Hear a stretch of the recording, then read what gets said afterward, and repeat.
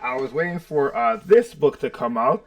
This is the book we'll be reading today. It is Star Wars: The High Republic, Path of Deceit by Tessa Grayton and Justina Ireland. These are amazing Star Wars and just authors in general. I put in a little bit of a hiatus because I wanted this book to come out because I've been reading the High Republic books so far. Now, if you're with me here and you haven't been reading the High Republic novels, those novels are fantastic. They take the first phase of the novels took place, I believe it was 200 or so years before the Phantom Menace. Yeah, so the first phase of the novels took place 250 years before the Phantom Menace, when Anakin was found by Qui-Gon Jinn. And usually when you do different phases, it goes further down the timeline, but they did in a special case. So this is part of phase 2 books. I believe this is the first book released in phase 2, and this takes place, I believe, about 100 years before phase 1. So I'm trying to go down through the timeline of Star Wars events, so that is why I waited to read this book. I'm very excited because these High Republic books have been fantastic, and some of my favorite new characters come from this era, like Elzar Mann and Stellan Geos. And there's literally a rock called Geo. He's just a rock, but everyone loves him because I guess he's great, and I love him too. This is like I'm gonna start with they have a little beginning here, so that's what I'm gonna read first. An era of change brings new hopes and possibilities, but also new dangers. The Outer Rim planet Dalna has become the focus of a Jedi investigation into a stolen Force artifact, and Zala Makri and her Padawan, Kimo Zink, love these names, arrive on the pastoral world to follow up on a possible connection to a Dalnan missionary group called the Path of the Open Hand. Members of the Path believe that the Force must be free and should not be used by anyone, not even the Jedi. One such believer is Marta Rowe, a young woman, and I think Marta Rowe is I believe the mother or grandmother of the main villain in the first phase of the High Republic, Markion Rowe, who's an awesome villain, by the way. He has no Force powers, but he's very cool. A young woman who dreams of leaving Dalna to spread word of the Path throughout the galaxy. When Marta and Kimo meet, their connection is instantaneous and electric, until Marta discovers Kimo is a Jedi, but Kimo is so kind and eager to learn more about the Path that she hopes she can convince him of the rightness of her beliefs. What Marta doesn't really realize is that the leader of the Path, a charismatic woman known only as the Mother, has an agenda of her own, and it is one that can never coexist peacefully with the Jedi. And in order to follow her faith, Marta may have to choose to become her new friend's worst enemy. So that's a little beginning excerpt on the first couple pages. Star Wars: The High Republic, Path of Deceit. Justina Ireland, she's one of the great authors for Star Wars. I love reading anything she writes for Star Wars is amazing. So now we're on the crawl. So I'm gonna read the crawl. Star Wars: The High Republic, Quest of the Jedi is a time of great exploration. In an effort to unite the galaxy, the Chancellors of the Republic, working alongside the courageous and wise Jedi Knights, have dispatched dozens of Pathfinder teams into the farthest reaches of the Outer Rim. But it is also a time of great uncertainty. Communication is unreliable, and tall tales of mysterious planets and monstrous creatures abound. Prospectors, pirates roam the frontier, and the worlds of Iram and Irano are locked in a forever war. And on the far-out planet of Dalna, a new threat to the galaxy is beginning to emerge. And again, if you didn't know, if you don't read Star Wars books, they do a nice little cool thing where they have the timeline of all of the major events in Star Wars. So they have obviously the High Republic, where we begin, the fall of the Jedi, which is episode 1, 2, and 3, and they have Revenge of the Sith and all that, the Clone Wars. So it's just a very, very cool timeline that if you read the books, you could clearly see. Prologue. Radicus Dobbs, known as Sunshine to his friends and far worse to his enemies, landed his decrepit pleasure yacht in the docking yard on Donna, a nothing planet in a nowhere part of space. The frontier was full of hardship and scarcity, but Sunshine had never seen such a terrible docking yard.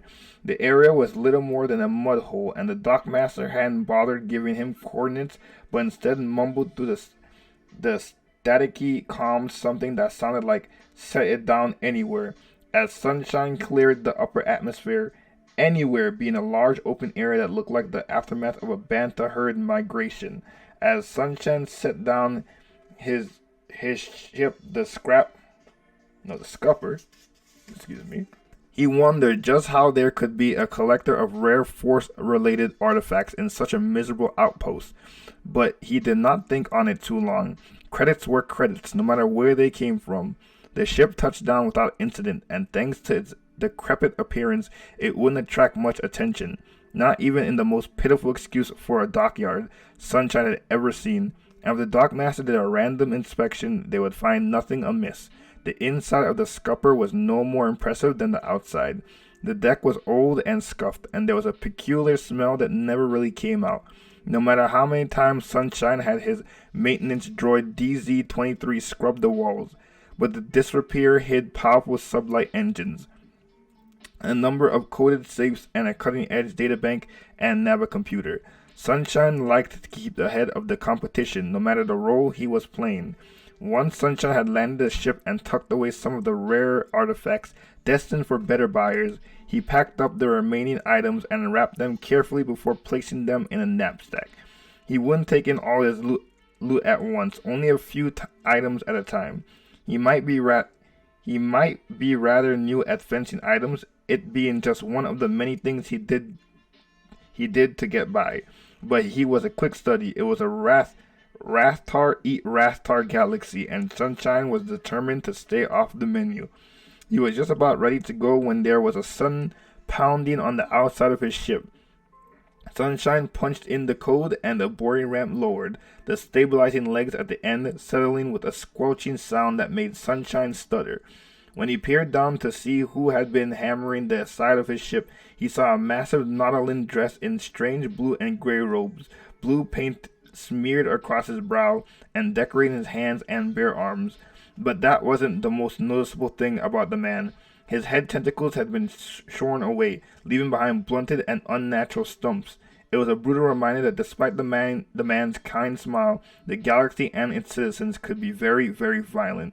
"You must be Sunshine," the Nautolan said, holding his palms to the sky and bowing low. "I am delighted to make your acquaintance. You may call me the Herald." Sunshine felt a deep sense of unease. How did you know who I am? A smile tugged at the man's lips briefly before disappearing, and when he straightened, his large liquid black eyes held not a bit of guile. "The mother asked me to meet you here. She dislikes Ferdin and avoids the city as much as possible. Being around so many living things can sometimes affect her ability to commune with the Force. If you will follow me." Sunshine did not want to follow the Nautolan, but the woman he'd exchanged messages with had promised quite the payday if he was able to provide interesting artifacts. So Sunshine, who had a very large bill coming due to the Hutt cartel for some gambling debts, touched his waistband to ensure his blaster was still there before following the Herald. "Our compound is not far," the Herald said, leading the way to a slightly less muddy road out of the small settlement. "We're leaving, Ferdin?" Sunshine asked. "Yes, our people's compound is outside of the city.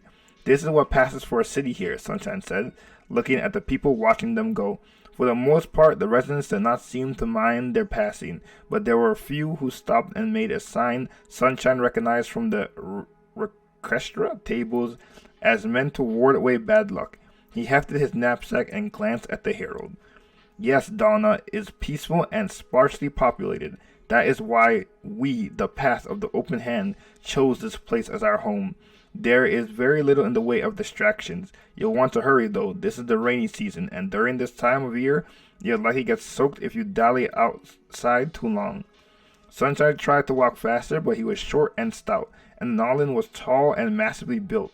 By the time the first buildings belonging to the Path came into view, he was huffing, and despite the Herald offering a number of times to take his knapsack, Sunshine still gripped it tight. There was something about this strange man and the odd reactions the people afforded that had set Sunshine on edge.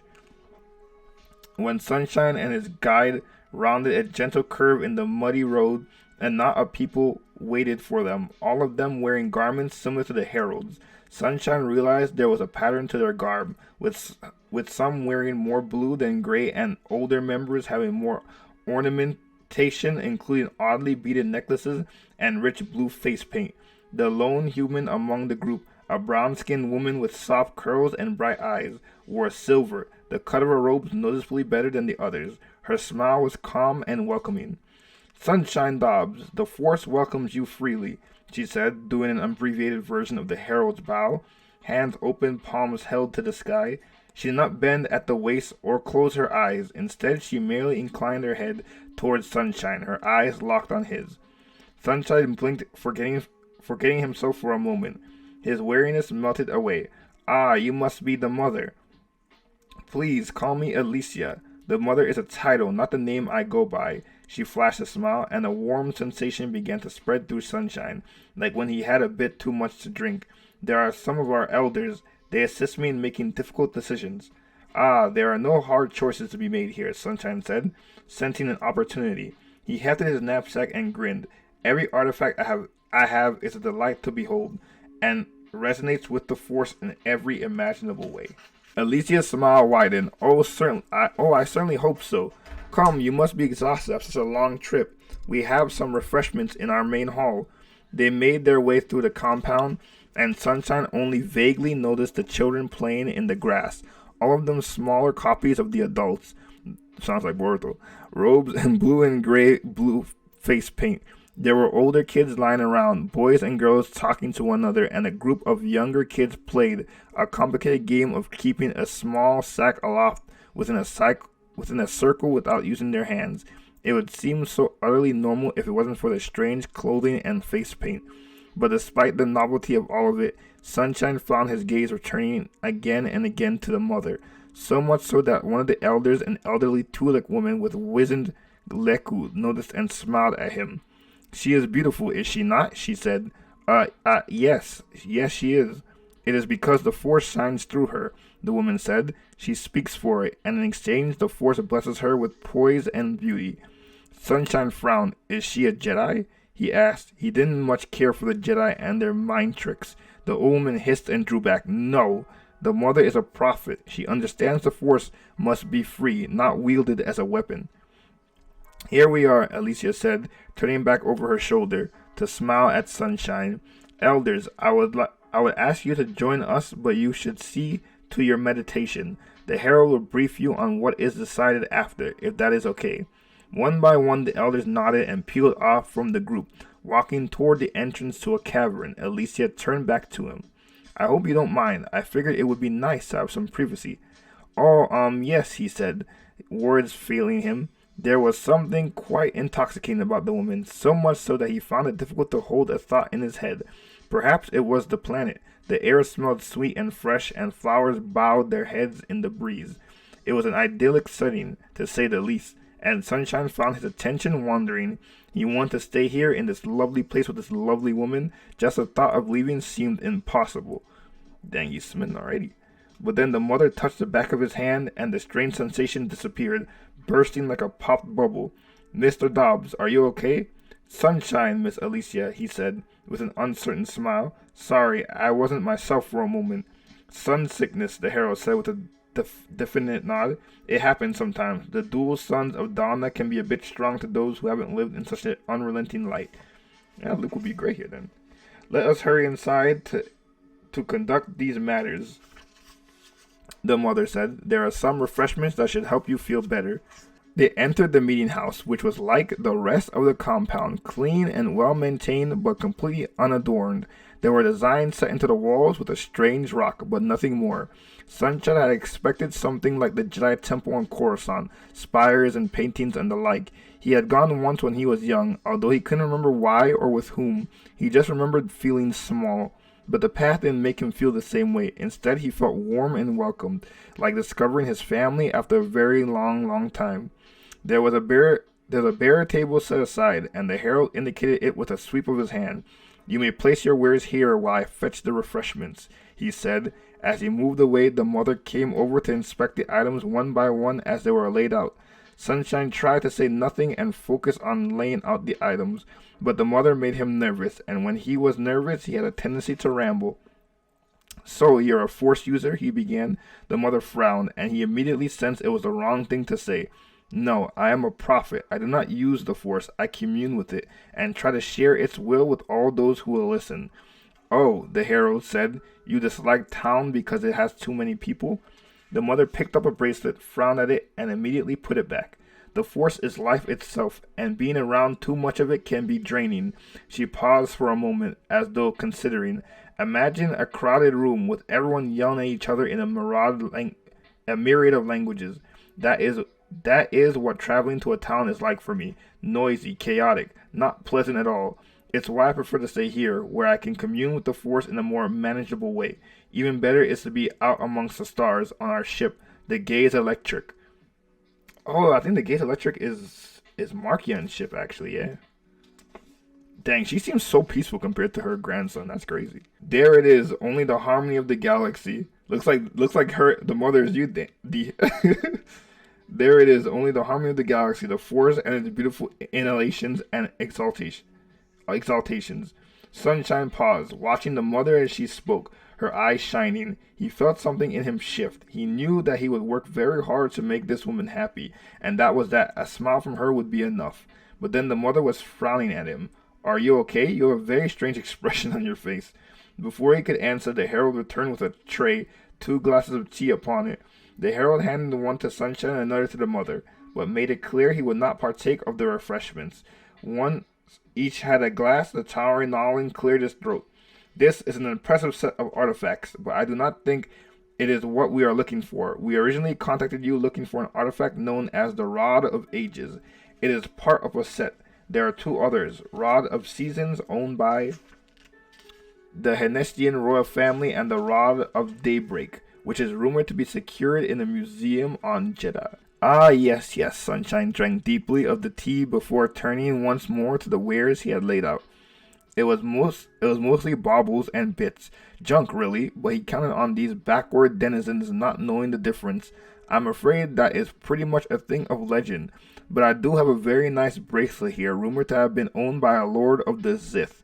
They are not what we are looking for, the mother said, disappointed, clear in her voice.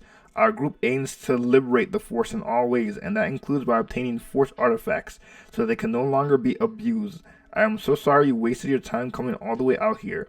You are swindled. None of these items echo with the Force. Sunshine frowned. He could feel his opportunity slipping away. Are you sure? This chalice, at least? It belonged to a Jedi who single-handedly ended a planetary civil war. The mother gave him a sad smile as though he were a child protesting an early bedtime. I am quite sure. Don't worry. We will still cover your fuel costs as agreed. Wait, I have one item you haven't seen. Sunshine hefted the knapsack. He brought the jewel on a whim, since it was the oddest item in the collection. This came from a far-off planet on the other side of the Maelstrom, an uncharted wonder of a planet full of life, ruled by the Force. The mother raised her eyebrows. Truly. Yes, Sunshine said, pulling forth the jewel from his bag. It was grotesque in its size, with roughly the heft of an overweight toka cat. Too big for jewelry, too gaudy to be a statement piece. More than that, the few people he tried to sell it had been repulsed by the thing, as though it were something foul instead of a luminous purple orb. But the mother gasped aloud as she saw it fully revealed from the depths of the knapsack. Oh, yes, she took the object as if it weighed very little, and her face became rapturous as she cradled it to her chest. It sings with the Force, alive and wondrous. Oh, the Force delights in this liberation. We shall take it, Sunshine. Please, name your price.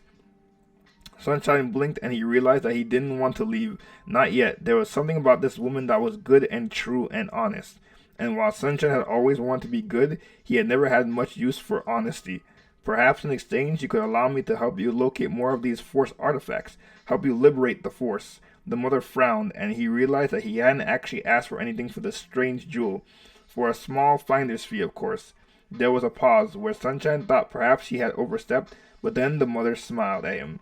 only him, and he realized he'd been terrified that she would say no. Sunshine, that is a very good idea. It will be a delight to work with you. Sunshine smiled. All this time he had been looking for a place where he felt wanted, and he had finally found it on a nothing planet in a nothing part of the galaxy. So that was the end of the prologue. Now we are officially on Chapter 1. When Jedi Padawan Kimo Zink had been assigned with his master to the Outer Rim, he'd expected months of exploration, bizarre vistas, smugglers and thieves, dirty bars, rundown droids, pirates, and moisture farmers, and maybe if he was lucky sometime on Jedha. He had not expected to find himself balanced precariously on a rusty skimboard at the front of an absolutely massive herd of gold-striped grass sharks, all 17,000 of them barreling down to the prairie right at him. But it was incredible. Kev moved. His master, Zalia Makri, yelled from the far edge of this band of prairie. He could barely hear her. Through the comlink, under the rumble of tens of thousands of clawed feet scraping through the grass and kicking up bright red dust, pressing down on the back of the skimboard with his heel, Kimo shot forward and leaned into the movement to twist up and around. His robe snapped in the wind as he switched on his lightsaber, giving it a good swing right along the front edge of the herd. Grass sharks? Oh, that's a thing. Grass sharks screamed, leaping away, those at the front jabbing with their twisted tusks and knocking into those behind them, in a violent domino effect that turned the herd in.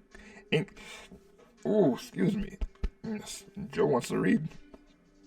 Turned the herd incrementally towards Zala, who would take the next swing. Kimo whooped in delight, waving his glowy yellow lightsaber at her like a signal flag.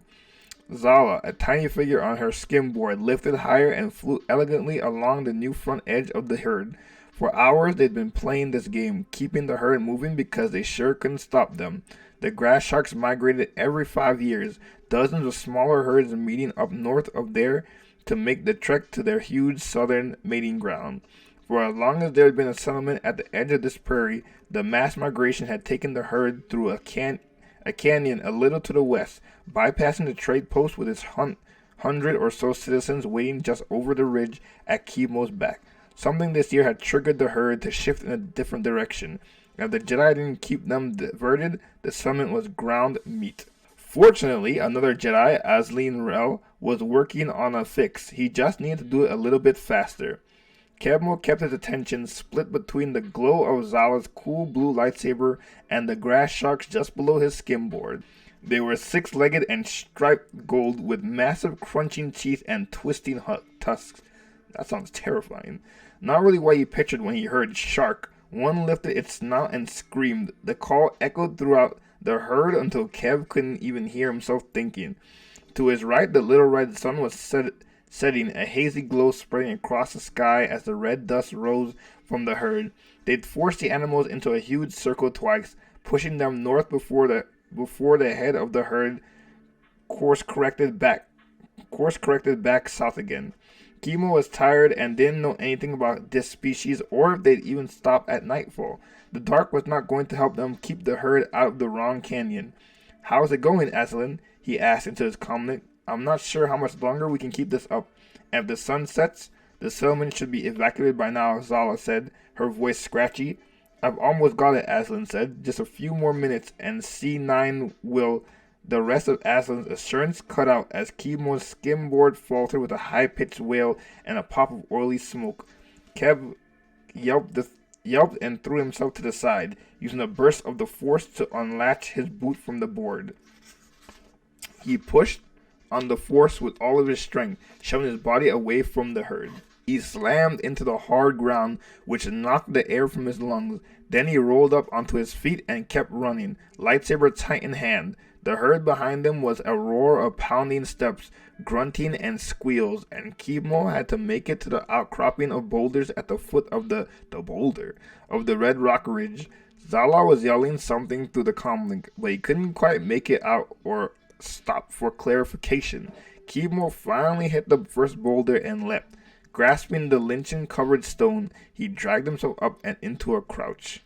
The herd angled away, dodging the boulders and twisting away from the ridge. A flash of blue alerted Kev to Zalia's presence. She whipped past on her skimboard, lightsaber out, darting down the back and startling the leaders of the herd with the saber. It was painstaking, but they angled away again. Kevmo's heart pounded in his ears, louder than the herd or the vibrating boulder under his feet. He grimaced at the ache in his skull. Now that he was still, his hips and ribs throbbed with pain from this fall. That rusty old skimboard, at least it had lasted that long. He'd be fine, but he really needed to eat. When he wiped sweat off his brow, the dark blue skin of his hand came away smeared in muddy red dust, and he needed a bath. Suddenly, though, there had been no shift in the light or air or in the force as far as he could tell, and no change in what Zala was doing. The whole attitude of the herd of grass sharks seemed to change. They didn't swarm so chaotically, but took off for the western canyon as if every single one of them knew exactly where they were supposed to go. Kevmo stood up, stretching on his toes eagerly. He shaded his eyes from the setting sun with one hand and touched his comlink with the other. Whatever you did, Aslan, I think it's working. Good to hear, Aslan said. Then Zala said, I'm going to trace the herd for a bit longer, to make sure it continues working. Aslan, will you come fetch Kevmo? My apprentice has lost his skimboard. Kevmo grimaced. I'm fine. On your way, Zala, Aslan acknowledged, both Jedi ignoring his protestations. Yeah. It still took a while for all 17,000 grass sharks to pass, and now that Kevmo could flop down on his boulder to wait, he appreciated the proportion of what they'd done even more. Kevmo had been Zala's Padawan for nearly 2 years, the past 4 months of which they'd been working out of the new Jedi outpost as Port Halep on a wild variety of missions. Several were the sort he'd expected. They escorted dignitaries and diplomats, babysat a couple of criminals, and investigated a smuggling ring trying to get in with the Hutts. Just 3 days earlier, they'd rescued a team of hyperspace prospectors who crashed in the middle of a superstorm on the ocean moon of Almok. They'd been due back at the Port Halep, but before they left the Almok system, Zala had hesitated and determined they needed to stay one more day. Nothing had happened in Almok, but their delay meant they were right where they needed to be to hear Aslan Rel's short relayed distress call and get to this is a weird name, Tikay, just in time to divert the herd away from the settlement, exactly where the Force wanted them. Kevmo sprawled back, leaning on his hands, and grinned. He loved the Force, and he loved this work. The rumble of the herd filled the whole prairie valley. The little red sun cast hazy light against the edges of the ridge, and the sky turned a gorgeous violet. He was worn out, hungry, and filthy, but it felt great. The frontier was fantastic. He didn't think he'd mind if he was out there forever. The hum of an engine warned him the herd was truly moving off, their noise fading, and he turned to see Aslan's shuttle buzzing toward him. He stood up and waved both arms, laughing. The shuttle slowed down and hovered near the boulder. The landing gear lowered with a huge rattle, and Kevmo hopped down, then dashed for the ramp. He waved red dust out of his face and jogged inside, calling out, Thanks, Aslan, I'm on board. The ship moved under him, and Kev reached out to steady himself on the bulkhead. It was a stranded single shuttle smaller than the one he and Zala worked out of and often lived in. But Kevmo knew the way directly to the cockpit. He never tipped over a short astromech droid with green markings, double tread rollers, and a funny little pincher sticking directly off the top of its dome. That definitely wasn't typical. You must be C9, Kevmo said. Bowing slightly, the droid beeped and turned easily in the tight space. The sun shot brilliant red through the view screen light, lighting up the controls. As Kevmo stepped in, the human Jedi with tan skin and short dark hair, who could only be Aslan Rel, glanced over his shoulder. Thanks for your help, he said, then directed his attention back to the controls. The ship tipped as it picked up speed. Zala messaged me that she might meet us at the port where your ship is. Kevmo took the co-pilot chair, resisting the urge to sprawl into a relaxing stretch. Zala wouldn't let him get away with such a thing, so he'd better not embarrass her in front of another Jedi. But Kevmo did smile. This was really incredible. I can't believe we just did that. How did you move them? We determined they used the magnetic field of the planet to choose their migration path, and the field has changed enough since the last migration that they shifted too close to the settlement. Kevmo sat up straight. You did not change the whole magnetic field of the planet. Aslan slid him a look, as if he was embarrassed. No, of course not. C9 helped me reconfigure a comms beacon to trick them. Kevmo laughed brightly. Trick them? C9 beeped with a tone so clearly proud Kevmo didn't need to be a good at binary to understand it. But Aslan shook his head. It's our job, he demurred. Instead of snorting, Kevmo smiled. Yeah, he agreed, but still pretty incredible. It's just like a trick we use on Alderaan, Aslan said, used to keep night leather flocks from flying into the tallest buildings.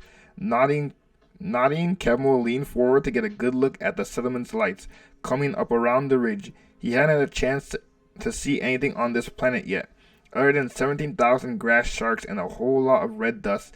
So what's the best thing to eat around here, he asked Aslan. Gotta get some to eat. An hour later, Kevmo was warm, clean, and ensconced in a booth in a smoky tavern with flickering lights, eating a bright red stew with tiny boiled seeds and that popped when he chewed them. Aslan ate the same, and Zala had finally joined them, having taken her turn in their shuttle head after Kevmo. She was soaking, and her short white hair was slicked back after a shower. Zala was tall and elegant, and seemed to have been curved from ice, from her high brow and thin features to her silver skin, lytic eyes, and impeccably cool demeanor. But as she sat, oh, that's a tongue twister. She shot Kevmo a slight smile, which she took as a total approval and grinned back at her. Earlier, Kevmo had not understood at all why she'd wanted him for her Padawan. He was gregarious and unable to stand still, ran hot, accidentally flirted with nearly every life form he came across, that sounds like me, and was overly tactile. Zala did not like to be touched. Kevmo knew how to keep himself to himself and had only gotten better at soothing his own sparking nature, but he was a lot for most people. Of course, Zala was perfectly suited to guiding him as he learned how to engage with the Force, and people with delicate precision instead of just overwhelming enthusiasm, and she'd known that. She said to him once, when he'd been struggling to rein in his tendency to fling himself directly into the Force, that she needed him to. She said Kevmo reminded her that sometimes surrendering completely to the Force was the right thing to do. Kevmo wouldn't really mind if he was her Padawan forever. Zala sat and signaled the server for a portion of the stew. Aslan slid her mug of local sour tea, and she thanked him, took a sip, then said, after the meal, we need to go, Kevmo. Already? We're headed to Hanicia. Someone stole an artifact from the Queen there. It's already been 5 days while the message bounced around. Zala paused, her displeasure at the decrepit communication of the frontier obvious. The Hanestians are demanding Jedi involvement and we're closer than Olivia and Vildar. Kevmo swallowed a mouthful of stew and asked, why do they want us? He didn't know much about Hanestia, except they were very established on their home world and in surrounding systems, so more in contact with the Jedi and the Republic than a lot of the planets on the Outer Rim, with less access to credits and tech. Do they just want outsiders? The stolen item is apparently a Force artifact of some sort. Oh, Kevmo nearly knocked over his mug. Zala sipped her own tea and raised an eyebrow at him. He settled himself and glanced at Aslan, who was doing his best not to smile at Kevmo's enthusiasm. Aslan, Kevmo said, leaning toward the slightly older Jedi, you should come with us. I need to finish up some reports and repairs here, and head back to Jedha to check in with the outpost, Aslan said calmly. While Kevmo couldn't imagine passing up a chance to chase thieves in a favor of filing reports, which could surely be done during transport, he supposed everybody was different, even Jedi. That's too bad, he said. I wanted to hear more about what you've been doing out here for the last couple of years. Aslan shrugged. Same as you, I guess. Kevmo peered through the reddish light at the human, trying to decide if he was teasing him somehow, but no. Aslan seemed earnest, so Kevin nodded and said, "Yeah, same as me." Then he raised his mug in a salute. Chapter 2. Marta Rowe. Marta Rowe closed her eyes before dipping 3 long gray fingers into the pot of Bricochelle blue. She touched her fingers to her forehead and pulled the blue across in a gentle wave. The pigment smelled faintly of the chalk they used to give weight to the crushed Bricochelles, and a little sweet from the binding agent. Marta breathed it in and smiled at her reflection in the slightly tarnished mirror. She had only recently grown into her majority and been recognized as a fully fledged member of the Path of the Open Hand. She could finally wear the symbol of the living force in threefold: freedom, harmony, and clarity. The waving blue lines filled her with a sense of righteousness. She stood complete and ready for the day ahead. Her personal cell was her personal cell was small, only used for sleeping on the floor mat and holding her space belongings: 2 long undyed tunics and undergarments, a thick wool cloak, hair sticks, the pot of blue, a crystal dust file for her sharp nails and teeth, and a shallow bowl of water in which floated 3 vivid purple leaves. Marta touched one leaf to set them all spinning and opened her door with a glancing touch of the panel. Her sandals awaited her at the threshold, and she walked into the reddish dawn. It was late spring on this side of Dalna, and the sky glowed violet as the first sun rose behind the triplet of snow-capped volcanoes. Marta's cell was one of several clustered like honeycomb at the southern edge of the Path of the Open Hands commune. From her doorstep and meadow fell away toward the river, and sunlight shone against purple-red leaves of the willow trees. Crickets and grass frogs sang, and the lollipop flowers were just beginning to snap open along the road toward the main compound, making their namesake pops as Marta walked past. Because she had time, Marta took the long way around to the commune's central garden, enjoying the easy beauty of her world. As she went, Marta picked up a few stray petals and leaves and a pretty pink mackerel feather, taking only what had already fallen. Having come to the path as children, Marta and her cousins grew up foraging for food and goods, farming under their own labor and accepting gifts freely given from their neighbors in the nearby town of Ferdinand. This way of life had instilled within Marta the habit of collecting anything that seemed either useful or simply lovely. She enjoyed finding value in what others discarded and beauty in the refuse of the natural world. It all served a purpose, even if that purpose was putting a smile on old Waiting's face with the gift of a feather. Marta had a small bouquet by the time she reached the garden, where several other members of the path had already gathered to share breakfast. She scattered the petals along the end of the long table and tucked the feather into old Waiting's weary black hair. The human elder gave Marta a bowl of porridge in return, along with a soft smile.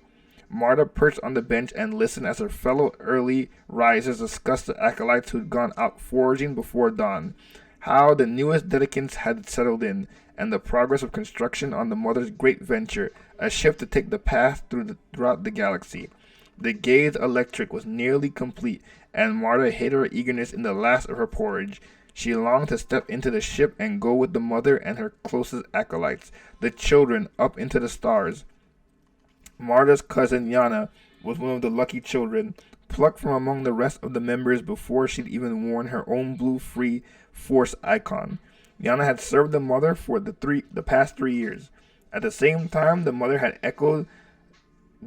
chosen Marta to oversee the littles, the actual children of the past members, who needed to be taught the basics of the past philosophies and farming techniques, not to mention reading and writing. Now that Marta was fully of age, she wanted to join the children and her cousin too, take her skills at teaching and her pure understanding of the path of the open hand to prolesize across the outer rim, to act on behalf of the Force. That was Marta's calling. She knew it. She could feel it. It will be nice to see Fariz and her partners again. And if Efric, one of the adult humans in the outer circle of acolytes, nobody is as good at finding Sarut as Erdal. Marta spoke up. I believe the hatching will be today. Efric grinned, and the anticipation rippled down the entire table. Farees and their partners had been isolated in their nesting cell for nearly 6 weeks. That's wonderful, Efric said. What an auspicious day for it. Ferdinand's day of rest is today, and the Herald and the Council of Elders suggested we invite those newcomers from the refuge ship from Iram that landed 2 days ago here for shelter. It will be a good way to welcome new siblings, Jezreelin added. They were a Mon Calamari child, and their bulbous eyes blinked as they spoke. We need the people after this winter, Mikij said sourly. His pale, shallow skin clung to his bones, and Marta lowered her gaze so as not to let him see her disapproval at his attitude. It had been a very difficult winter for the path. Thanks to an awful streak of freezing weather and a toe-wet summer before, they had been very hungry and very cold for months. But that was the way of life in harmony with the Force. That was the freedom of the open hand, and the mother provided them better than they provided for themselves before she arrived. Refugees won't have much to bring, Efric told Mikij. Marta took a fortifying breath. She needed to be willing to defend the path even from its own members if she wanted to be chosen to work at the mother's side. What they have will be enough, if it is freely offered. Silence followed her words. Efric grimaced but nodded, and Jezreelin leaned toward Marta. They said, "May I go with you to check on the hatching?" "Please," Marta said, and finished her porridge. Someone else brought up a gathering sphere of vines from the branches of the river trees to string up around the garden to make it more festive in honor of hatching and welcoming new refugees. As they all considered the best decorations if they had enough honey left to make stringy candy, Marta washed her bowl and returned it with the others, kissed old Waden, who minded the communal pot, and beckoned Jezreelin to follow if they still washed. Together they walked deeper into the compound, under 6 arching water spines toward the entrance to the underground complex housing the past storage rooms, communal winter cells, and nesting cells. Jezreelin chatted the entire time about nothing much at all, which Marta found endearing. The Mon Calamari was like a happy little bird, hopping several steps for every one of their movements jerky but filled with life. The underground complex was built into natural caves in these foothills of the ancient mountain chain. From above, the path of the open hand appeared to be a group of 13 or so small buildings plus 5 clusters of personal cells built with bricks of the vivid dark pink local granite. But 2 of the buildings concealed natural sinkholes that had been modified into safe entrances to the caves. The first settlers who found the path over a century before had discovered the caves like a gift from the Force, a warm, ready-made homes for them. They built up the walls of sinkholes over time, carved small channels through the rock for light and air, and installed a very modest system of plumbing pipes, making everything quite livable. Marta keyed in her access code, then she and Jezreelin descended. The air was warm and damp underground, and lights blinked to life as they progressed. The hum of the nesting cell reached them almost immediately, and Marta smiled at Jezreelin. The hum was how she'd known the hatching would be soon. And the door to the cell, Marta scratched gently with her sharp nails. She heard a voice inside and nodded for Jezreelin to open the door. It slid aside a crack, and they slipped in quickly before closing, to preserve the damp warmth and the Kesserine preferred for incubation. Jezreelin took Marta's hand as their eyes grew accustomed to the soft pink-silver glow. The nesting cell was the same dark pink stone as the rest of the caves, but the dome was streaked and striations of sun opal that glittered and gleamed between layers of rock. On the surface directly above them, small puddles of opal faced the sky, and as the sun rose, the veins drew light down into the nesting chamber. The fine gravel whispered under their sandals as the 2 approached. 5 perfectly spherical eggs leaned together in the center of the cavern, shining like dull yellow pearls. Farees crouched beside them, a hand on one and her tail unfurled to cup the eggs, and her 2 partners, both of whom were smaller than Farees but with several tails each. One snored softly, his head buried between 2 eggs. The other waved webbed fingers at Marta, but she had held her hands up. palms out and nodded in greeting. Then she nudged Jezreelin to do the same. Together they want to kneel beside Fariz. Will it be today? Marta asked softly. Within the hour, said the Kesserine mother. Marta reached out and placed their fingertips against the nearest egg, careful with their sharp, claw-like nails. The egg shell was warm and very hard. When they'd first been laid, they'd been softer, almost jelly-like. Marta traced 3 wavy lines against the egg and murmured, "The force will be free." Fariz's cheeks frills dipped in the smile of her species, so Marta offered the same to the remaining 4 eggs while Jezreelin nearly vibrated with excitement. As Marta left her hand on the last egg, it wobbled under her palm.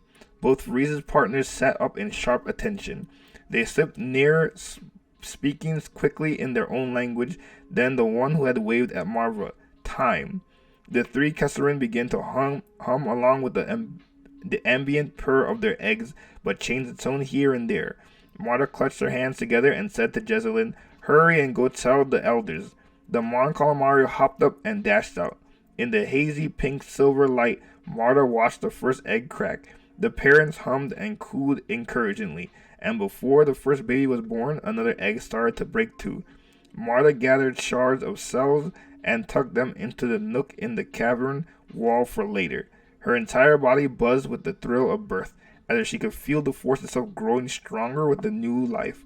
Sweat trickled down her spine as she took one of the babies, holding its furred little body in both hands as Fariz wiped fluids out of its nubby frills, then turned to the next egg, leaving Marta with the baby.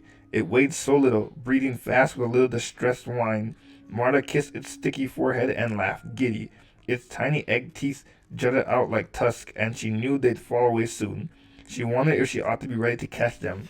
Did they have use? Marta smiled, big enough to show her own sharp teeth, though the baby's eyes were barely open, squinting and crusted with hatching fluids. Oh, she would wash it. Just then, Fariz handed her another baby, and Marta cradled them both while the parents focused on the remaining eggs. Marta sat with her legs crossed beside the sink and ran some cool water into the basin. She settled the babies in the crooks of her knees and carefully washed them. By the time all 5 eggs had hatched, the first baby eyes were wide open, and it chewed on the end of Marta's sleek black braid. One egg tooth had fallen out, but the second babies were intact. Marta came the familiar laughing voice of her cousin Yana. The older girl crossed beside her, fully dressed in her green and gold children's tunic, complete with the boots and blaster strap under her arm. Marta frowned at the weapon. Then she realized the nesting cell was filled with members of the Path, at least 30, crowding against the opal striated walls, smiling and caring for the newly expanded family. Fariz and her partners leaned each other into each other's shoulders, their tails tangled comfortably together. "Oh, everyone is here," Marta said. She handed one of the babies to Yana, who grimaced but accepted. Marta stood with the other baby in her arm and tapped on her cousin's bare, gray forehead. "Where is your icon?" "I was in a hurry," Yana said, snapping her sharp teeth playfully at the baby she held away from her body in both hands. "Like this." Marta showed her, but then Yana laughed and instead gave the baby to Jezreelin, who was bouncing on their toes beside her. "I don't need to hold them. There are so many willing and eager. But come on, cousin. Let's get you cleaned up, too." Reluctantly, Marta took the baby in her arm to Fariz. The Kesserin tugged Marta's braid affectionately, and Marta let her cousin drag her away from the nesting cell and up into the daylight. Marta sighed contentedly as Yana pulled her through the compound and out into the fields. "Where?" Marta said, and Yana snorted and jerked her chin toward the river. Then they raced. Yana was older and stronger with sturdier boots, but Marta was quick. She lost anyway, and Yana waited at the bank. Then she shocked Marta by picking her up off her feet and tossing her straight into the water. Shrieking, Marta let herself fall under, fully dressed, and sank to the muddy river bottom. She stretched out, revealing in the sensations of the current as it dragged at her body and pulled her hair free of its braid. The river surrounded her, and even when she shot up, grasping for breath, it stuck to her skin and hair, and Marta delighted in it. It was life. It was the force. It was freedom of the Path. They had 5 new lives among their ranks, and more refugees would join them. She knew it. Once clean, Marta wrung out her hair and tunic, then put it back before climbing out to join Yana on the bank. Her cousin leaned against a tree, absently playing with the corals of bark shedding from the trunk. Ready? She asked. I need to reapply my blue, Marta answered. There's some in my cell. They walked in silence, companionable on Marta's side, expectant on Yana's, but neither spoke until Marta had changed into a fresh tunic and offered Yana the pot of blue to apply. They did it for each other, murmuring, "The force will be free." Marta couldn't remember a time before she lived with the path of the open hand, but she suspected Yana did. They were the only two Every there, or anywhere, that knew of, with long bones and bright gray skin, sharp teeth, nails, and solid black eyes that reflected only dark blue. One man in Ferdinand had called them planet killers once, and Yana had snarled at it, but Marta didn't mind. Everny were part of the force too. They had been very young then, before Yana had found her place among the children, before Marta truly understood the freedom of the path. With the matching waves of blue across their foreheads, it was even more obvious they were related, though Yana's work and rank had bulked her up, while Marta remained lithe and bony from lack of rich foods. But it suited them both, giving them a sharp danger that Yana used to every advantage, and Marta mitigated with downcast eyes and a gentle manner until she seemed more delicate. They headed back for the main compound, Garn to help with the festivities. Their companionable silence remained until a freighter ship blasted off from the nearby town of Ferdinand and a shot across the sky. Its engines scared a flock of macros that scattered like the rainbows of a prison against the deep blue sky. Yana paused to watch the freighter disappear into the atmosphere and said, "We're leaving again tonight." Marta bit back a gasp. "I want to go." "You can't," Yana said dismissively. She started walking again. "It's not your kind of work." "I can do whatever you can do, Yana," Marta insisted. The back of her neck heated with excitement. Despite her still wet hair hanging heavily, "I can reach out to new people. I can recruit, spread the word. It's all I want. I am good at it." "Prideful," Yana teased. "Truthful," Marta countered. "It's important to be confident when we represent the path." Yana touched her wrist. "It's children only. I'm ready. I can serve the mother. I know I can. She is so much in harmony with the force, with the path. Yana, I can learn how to be part of a ship, part of the children." For the children. Yana glanced sidelong at her, with something in her expression Marta didn't understand. It was too suspicious. "You know what else we do?" Marta felt her cheeks heating. "Liberate force artifacts from those who would abuse them." "Liberate," Yana snorted with amusement. "It's stealing. It's necessary for balancing the force to serve the force." Marta lifted her chin stubbornly. "The mother has visions, gifts from the force, so that you know you were needed, how to acquire the artifacts." "I know how it works, cousin." Marta softened her voice. "I'm a fast learner. You could teach me." Yana stopped. She studied Marta. Sometimes Yana did something with her expression and eyes, so even Marta couldn't read her. Marta knew Yana believed in the path and served the mother diligently, and even enjoyed the missions off-world. But sometimes she worried that Yana wanted for the future was a divergent path from her own. Finally, Yana said, "You can ask, but she'll say no." Marta clicked her sharp teeth determinedly. The central garden courtyard rang with conversation and tinkling bells, spear vines in every shade of green and blue bobbing from ropes across the yard. There were streamers and bouquets of everblue branches, and the white incense smoke curled up from the four corners. Marta saw Fareeds and their partners cushioned on blankets and holding their new babies for everyone to greet. On the long table were bowls of cider and small towers of honey candy, a few bottles of Janastra berry wine, probably from town, and candidated fruit, and boxes of pastries, certainly from town. Most people wore simple tunics of the past, but there were others, newcomers and visitors. Two small droids near the road town projected compensating music, and Marta nearly laughed as they fought with percussions. But then she saw the mother. Ah, she was so handsome, an elaborate hair wrap. She smiled as she talked with a handful of townspeople. They leaned toward her as affected as everyone when the mother drew their attention. Though Marta had intended to have a sip of cider and say hello to the guest of honor first, she felt that same compulsion and walked directly to the mother. Her head pounded. This was the moment. It had been a glorious morning, a morning with new hope and expansion of the living force. Auspicious, Efric had said, and oh yes, it was. Marta thought maybe she was glowing too, with harmony and life. As she reached the mother turned and caught sight of her. Her warm brown eyes widened in pleasure, and before she could speak, Marta sank into her knees. Mother, she said, hands open at her sides. She tilted her chin up. Mother, let me go with you. Let me stand with you. Hold my hands open with you and spread our message. No, our true comprehension of the past with the people of the Outer Rim. I am ready. The mother studied her as those gathered near fell quiet in a hush of anticipation.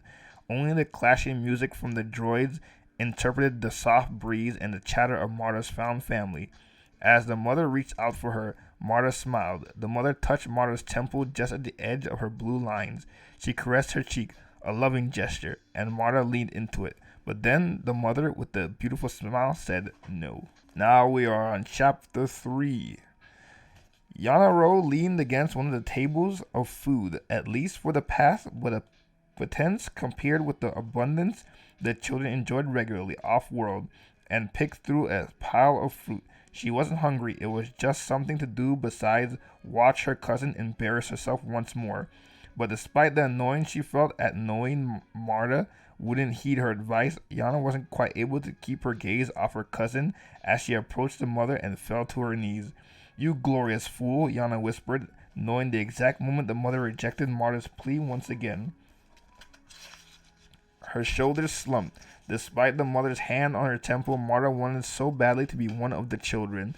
But despite her obviously deep faith in the Force and the mother, she was too earnest to be a thief, even a righteous one.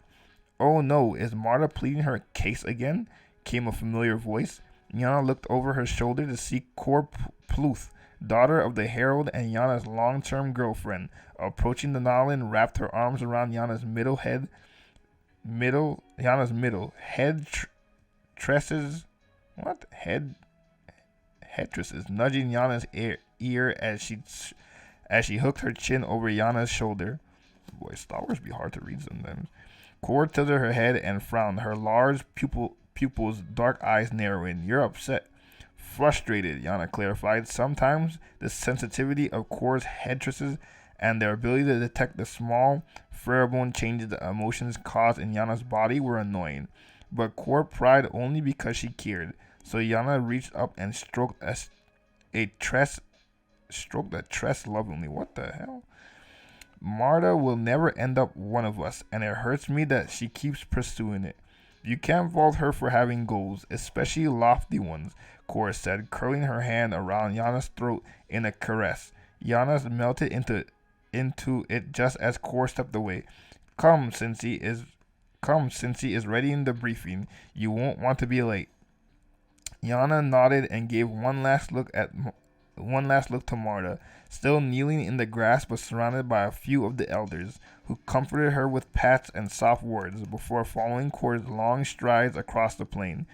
Most of the dwelling of the path were in the network of caves underground, an economical lodging that the elders said the Force had naturally provided, but there were a handful of ramshackle outbuildings as well as squat houses for the largest families and those who were too frail to make the trek underground.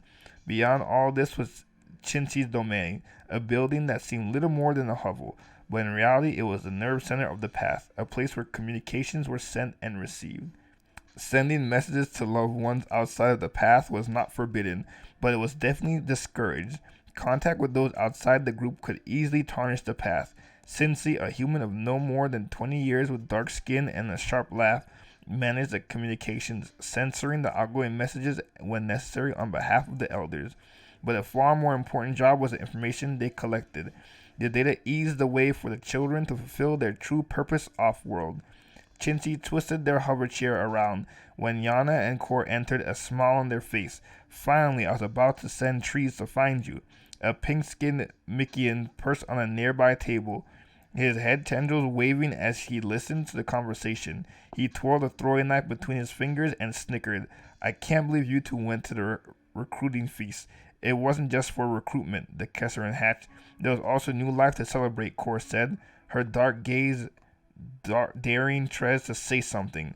Of all the children, Core was the most dedicated to her belief in the teachings of the path. Her family owed everything to the path, and since Core's mother, Opera, had fallen ill, they had become even more devout. Which was really saying something, since Core's father was a herald and spent most of his time in service to the mother and the council of elders. Trez thought it was all a bit silly and often said his family had joined the path to avoid their depths more than anything else. Chincy joined under mother's influence because it was better than thieving in the lower levels of Coruscant. Yana didn't remember a life before the path. She and Marta had been brought to Donna as children after a terrible attack that had killed their grandparents and Yana's sire. Sire. The path was all Yana knew, but when she heard Marta or Core talk about how the Force would be free, fervor lacing their words, she was hard-pressed to feel anything but bored. The Force was just one more piece of the galaxy, nothing that special as far as she could tell, except in how fanatical people could get about it. But the path was home, for now as much of a home as an Every could have. While Yana did not care about the path, she did love the work of the children, and it was difficult not to impress the mother, since the mother had arrived several years before with her Force visions and passions for liberation. The path had felt safer, grander, and even Trez watched the mother with awe. So what are we looking for this time? Yana asked. Since he poked a few buttons and a hollow flashed to life, and narrow stiletto with a black blade. It's a Force dagger, and the message said explicitly we aren't to unsheath it. Apparently it's rumored to be evil or something and meant to cut someone off from the living Force with a single slice. Oh really? That's kind of cool. That's impossible, Coral said, leaning away from the hollow in horror. The Force is a part of us, part of everything. Better safe than sorry, Yana murmured, perching on a high stool while Core sat next to Trez on the room's alone table. Trez murmured something to Core, and her glance slid over to Yana, but Yana ignored it. It was probably just more of Trez's banter fodder about never trusting an Every. Yana knew the reputation her kind had throughout the galaxy, and she talked to Core about it more than once. Core understood, and nothing Trez would be able to twist her feelings. Yana found that a little naive, but also endearing, almost enough to fall in love. Every was to learn that trust was weakness, and it was one of the lessons Yana had taken to heart. She remembered the stories of how their family had been slaughtered in the dead of night. She'd been out in the galaxy enough to know life was bit or bitten.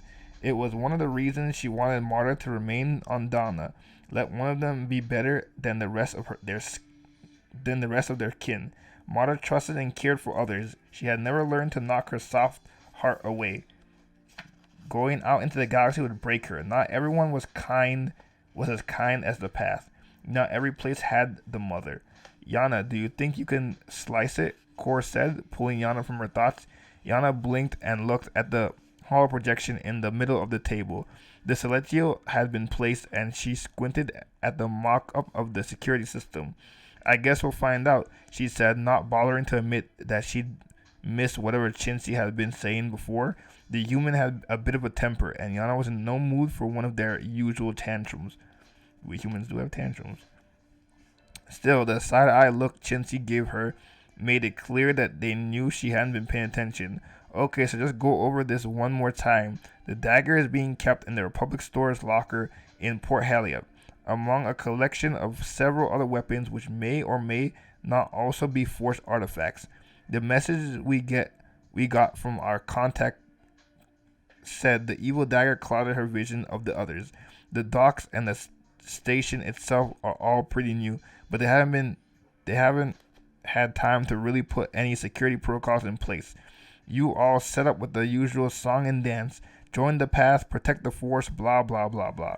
Trez will trigger this fire alarm over here in the main corridor to distract the officials there, while Yana slices through the security system to open up the secured area. Cora will grab the goods, and once they're secured, you'll join the rest of the children in trying to gather new members for the path. Any questions? Chichi said, looking right at Yana. How are we getting there? Cora said. Chichi nodded.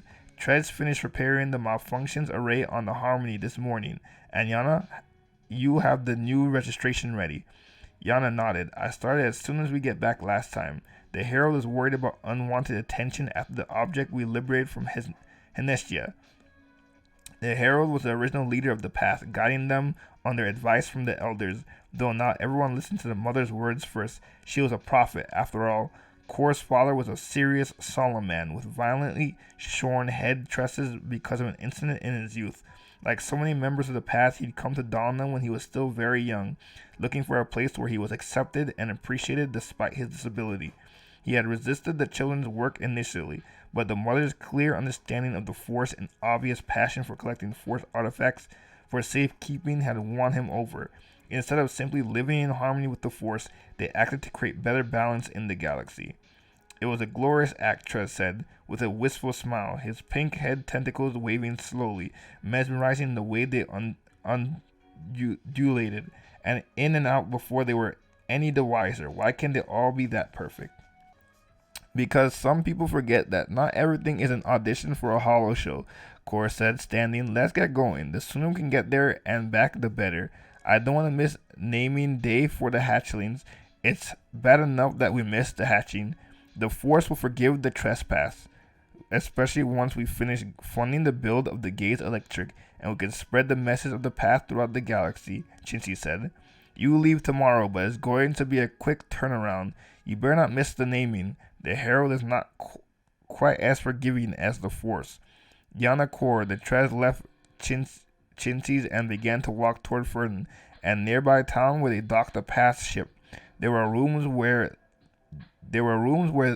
there where they would stay the night, out of sight of the path, to better prepare themselves for their upcoming work. Yana knew it was because the Herald wanted to obfuscate their comings and goings as much as possible, but it was also a chance for them to cut loose before a big job.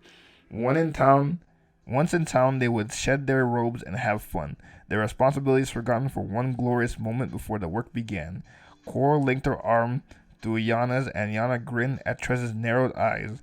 What were the two of you whispering about? Yana said, when the Micaean stomped on the head, clearly annoyed at Cora's display of affection. Oh, nothing, just as usual static.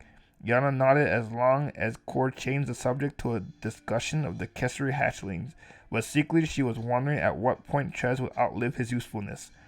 That's kind of harsh. Because as soon as that happened, Yana would show him just how treacherous an Everneed could be.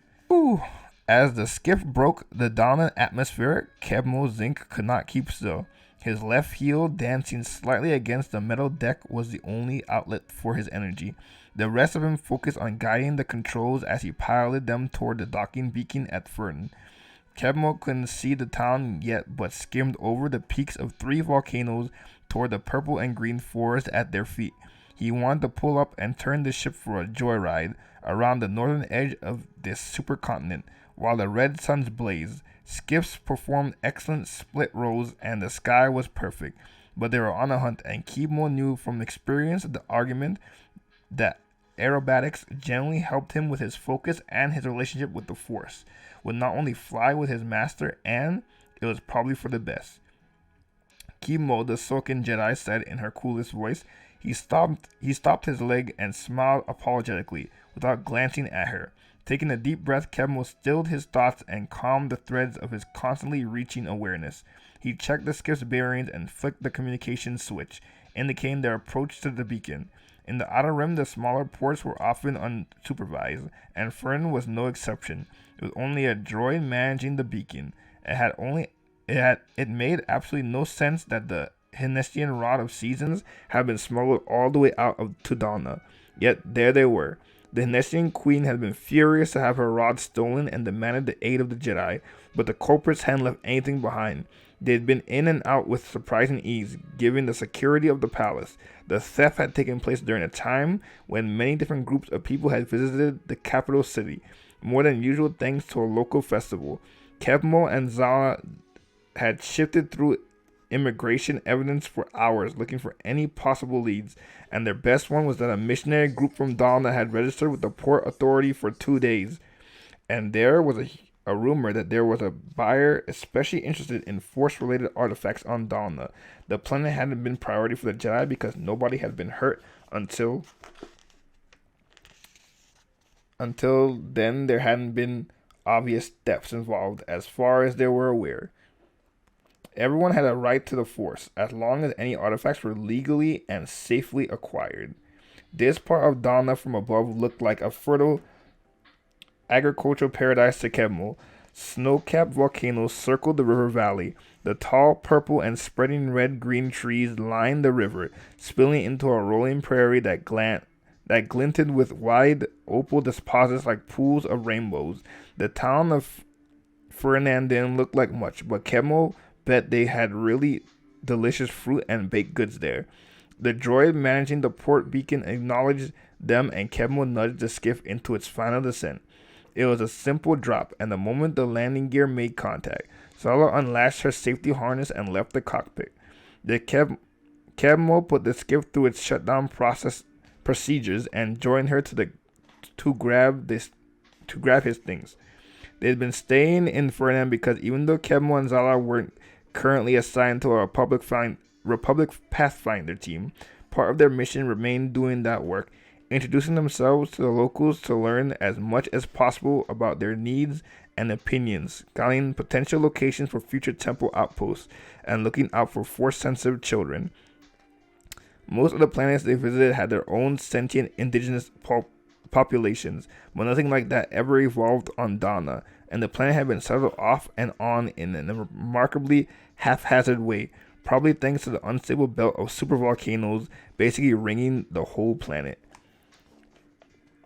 They'd been quiet for more than a century though, and Fernand was the heart of one of several Agrian centers, as well as the apparent smuggler outpost and open market, right in the middle of a huge underground caldera. Big boom boom volcanoes indeed. Sound like they have a bunch of Yellowstones in there. That's not very good. I bet you by the end of this book they're probably gonna explode. At his bunk, Kevmo stuffed his cloak in his bag and tied his heavy black braids into a club at the nape of his neck, careful to pull the tiny Padawan braid free to fall forward over his shoulder. Then he tugged it, a reminder of his old habit when he first put it in, because the presence of that specific braid comforted him, reminding him he belonged, just like the bright gold clan tattoo striped across his blue cheeks. Most likely indeed. Then Kevmo grinned at himself excited and hurried to join Zala, where she waited with her hands clasped calmly behind her back. She did not look at him, but when he stepped beside her, vibrating with anticipation, there was a tiny impression of the corner of her ice blue lips. He'd learned to read it as a micro-expression of amusement. She tilted her head in an inquiry, and she nodded. He was ready. He reached out and hit the lever to open the skiff. Calling the strip of pinkish land where Kevmo had set down the skiff, a port turned out to be extremely generous. Kevmo laughed lightly at the squelch of mud when the boarding ramp extended, but the air smelled good, like rain, and astringent flowers behind the exhaust. He centered himself as quickly as possible and followed Zala down the ramp. The town spread out in short 1- and 2-story buildings of pink stone and gnarled pale wood that clearly had been pulled out of a river. Like many frontier settlements, it was a combination of thrown together local build and prepackaged housing. The Kevmo, it felt full of potential. People there didn't have a lot, but they used every advantage. They stopped in the port office and Kevmo filled out the required registration for parking their skiff, then paid the charge plus a little extra. He couldn't help it. There were only 2 other ships at port, a cargo hauler and a rundown, obviously repurposed pleasure cruiser. Fern needed the credits. As they headed into town, Kemo took in everything he could while Zala drifted at his side. The streets were full of people from all over the galaxy. Kemo recognized many species: Mon Calamari, human, Chagrin, a family of Grands, and even a Wookiee. Very far from home. Is it Chewie? But there were several people totally strange to him. Everyone had to wary look of refugees and rustic farmers and paid little attention to Kemo and Zala, despite their Jedi robes and the lightsaber hanging from their belts. Zala drew looks from her elegance and cold demeanor, but Kemo stood under the radar. Then they were only as threatening as any new face. Kev liked that. The nearer one got to Coruscant, the more opinions everybody had about Jedi, and those opinions, whether good or bad, got in the way of their work. At a broad crossroads, Zala paused. Her glance directed him to the tavern across the way, and the flickering hollow projected from the first story eaves declaring from rent. Kemo nodded. I will acquire rooms and seek information in the bar, his master said.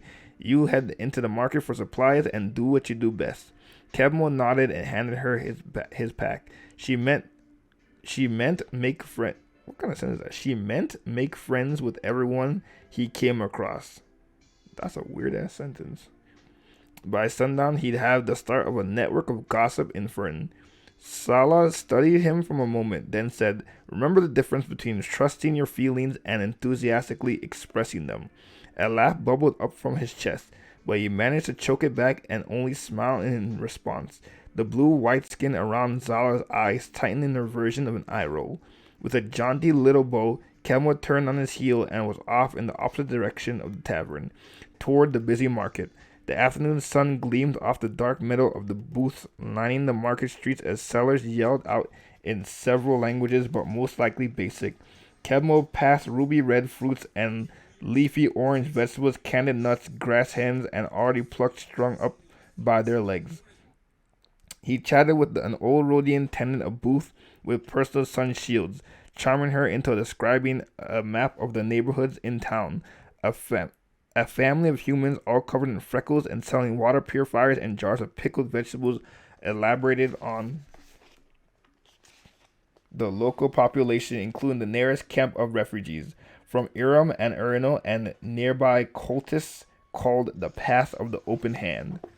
Those were the ones who'd been on the Hinestian Prime, but Kemo tried to hide his deep interest in the target. The market teemed with people from across the galaxy, bumping into him, yelling, laughing, haggling, and Kemo breathed it all in. He wanted to stop in the middle of the market, surrounded by all the chaos and life, just plop down to meditate. The force thrummed around him. Kemo was fairly certain he could vibrate with it if he closed his eyes and let go. The force was so brilliant, just like the sun's blazing overhead, and it was noisy with light and life. Kemo did have to pause in the shade of a juice stand, just to remind himself to center. He was one, being part of the living force, but his own. It was those boundaries he needed to hold, what separated him from others, from the ground and the sky and the stars. He needed to block out the glorious crush of life around him, and he needed to buy himself and Zala some dinner. Reaching for the force, he welcomed the warm flow of it, letting himself feel how it pulsed in his heart. And then, just as it flooded through him, he carefully, purposefully narrowed his connections. The force dimmed, distant stars instead of the blazing sun, and Kemo smiled. He wiped sweat from his brow, flicked his braids back over his shoulder, and opened his eyes. The first thing he saw was a beautiful girl in plain, undyed robes, surrounded by children and flowers. Her black hair was sleek and twisted into a knot as her dark gray neck adorned with tiny white and yellow blossoms. 3 waves marked her forehead, reminding him of his family tattoos. She smiled sweetly as she turned one of the children around, directing them to offer a small bouquet of those same flowers to a passerby. As Kemo stared, the girl suddenly looked back at him. Her eyes were solid black as space, and for a moment he could swear he saw stars shine in them. Kemo didn't even try to stop himself from heading her way. She stood in a cluster of younglings, a Rhodian, a Mikin, 2 adorable Klatunians, 3 humans, a Grand, and a tiny Mon Calamari literally bouncing in place. They occupied one of the rusty tables at the end of the market, available for anyone's use, selling, no giving away, flowers. White river roses floated in water-filled bowls, and scraggly bouquets of meadow blossoms and wilting orange starum and random feathers were scattered across the table. They had a small banner with Arabic words painted in vivid blue, the path of the open hand, freedom, harmony, clarity. Oh, he'd come right to them. Kevmo stopped within arm's reach of the table and smiled at the girl. Hi. Her lashes fluttered as she glanced away. Hello. Her gaze moved back to his, as if she couldn't do anything but look at him. Some sparkling chemistry over there. An introduction stuck into Kevmo's tongue as he studied her, feeling even warmer than before. Her lips parted, but none of his usual easy conversations fell out.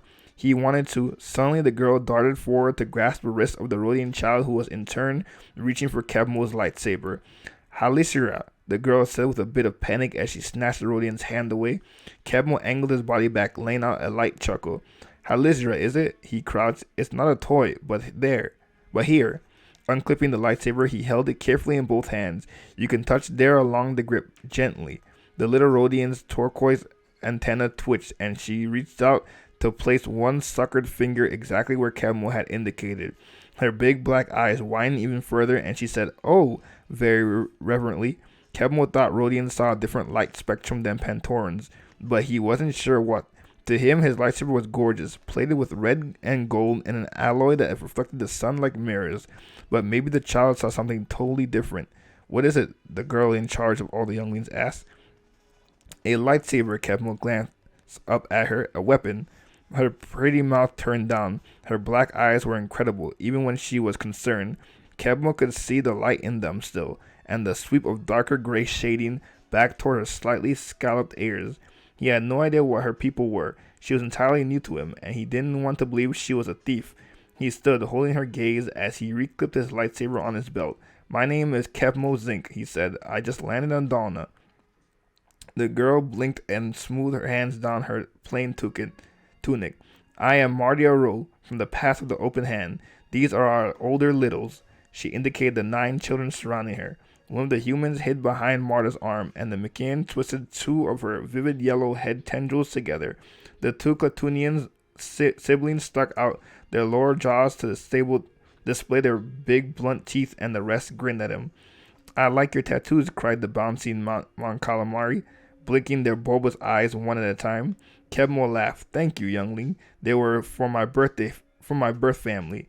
He already had the tattoos when he was taken to the temple, and while he honored the lines of the Pantoran poetry, the Jedi were his family. He flicked his gaze to the blue waves on Marta's forehead. She reached up as if to touch, but did not quite. These are for the Force. Kevmo startled. The Force? The Path of the Open Hand is about the Force? That would explain why they were involved in stealing Force-related artifacts, if they were. Marta nodded slowly, either shy or hesitant in the face of his enthusiasm. Recalling his master's advice, Kevmo reined himself in a bit. I know the Force, he said gently. Just then, the smallest of the human children squeaked as a bright blue honey glider leapt off his shoulder, where it must have been tucked under his tangle of red hair. The glider spread its wings membranes and slipped through the air to land on the dome of the Mon Calamari's head. The child giggled while the abandoned human boy's face scrunched into grief, and the Mon Calamari said, It must be my turn, Simi. The older Klatunian barked, A gift freely given, Simi. Hushing the teasing children, Marta gently tugged Simi's tangled curls to soothe the crying human. She slid Kevmo an apologetic look. He wanted to brush his knuckle along her high cheekbone. Kevmo looked abruptly away, a little shocked at himself. He was not supposed to be thinking such things. He gathered himself together by remembering how careful he needed to be with his attachments, and how susceptible he was to fancy and enthusiasm. He needed to spend extra time meditating this evening and maybe wear himself out completely drilling his lightsaber forms. Still, even though this was all foremost on his mind, Kevmo risked looking back. Marta waited patiently, unashamed to be caught staring at him while he composed himself. The pull of her gaze remained strong as a tractor beam. Kevmo managed a crooked smile. Returning it, Marta scooped one of her river roses out of a bucket.